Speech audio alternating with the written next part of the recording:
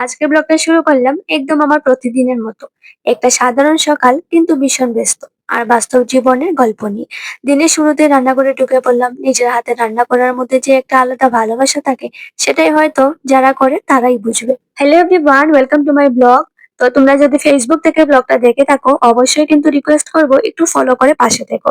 আর যদি ইউটিউব থেকে দেখে থাকো, তাহলে অনুরোধ করবো অবশ্যই কিন্তু সাবস্ক্রাইব করে আমার পাশে থেকো। তার আগে কিন্তু একদিন আমি এই বরবটিগুলো কিন্তু গুঁতো করেছিলাম সেদল দিয়া, সেটার কিন্তু ফটো আমি আপলোড করেছিলাম ফেসবুকে, তোমরা অনেকে দেখেছো।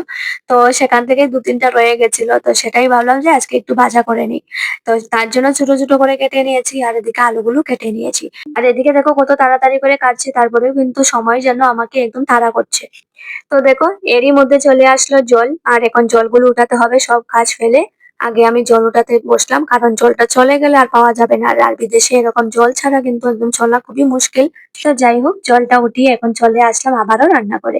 তো এদিকে দেখো কালকে রাতে কিন্তু আমি মেথি শাকগুলোকে অনেকক্ষণ বসে তারপরে কিন্তু মেথি শাকগুলো আমি বেছেছি। আর বিয়ের আগে এইসব কাজ একদমই করতাম না, কিন্তু আমি এখন সবকিছু করি। আর অনেক খিদে লেগেছিল সকাল থেকে, কিন্তু এত কাজের ব্যস্ততার মধ্যে কখন কি খাবো টাইমই পাচ্ছিলাম না। তো তারপরে দেখো এদিকে এই যে লাভ বিস্কুট সেটা এনেছিলাম, তো সেই বিস্কুটটা আমি খেয়ে নিলাম। আর এদিকে আবার শাকটা বসিয়ে দেবো। তো শাক রান্না করবো, আর এদিকে ভাজিটা হয়ে গেছে, তোমাদের অবশ্যই দেখাবো। তো এদিকে দেখো বরবটি ভাজি হয়ে গেছে, এদিকে শাকটাও হয়ে গেছে। তো এবার হচ্ছে লাস্ট কাজ, সেটা হলো স্নান করা। তো স্নান করব এখন, কারণ এখন আবার সবকিছু ঠিক করে তারপরে নিজেকে ডিউটির জন্য প্রস্তুত করতে হবে। মানে শুধু বাইরে যাওয়া নয়, নিজের দায়িত্বগুলোকে নিজের মতো করে সামলানো।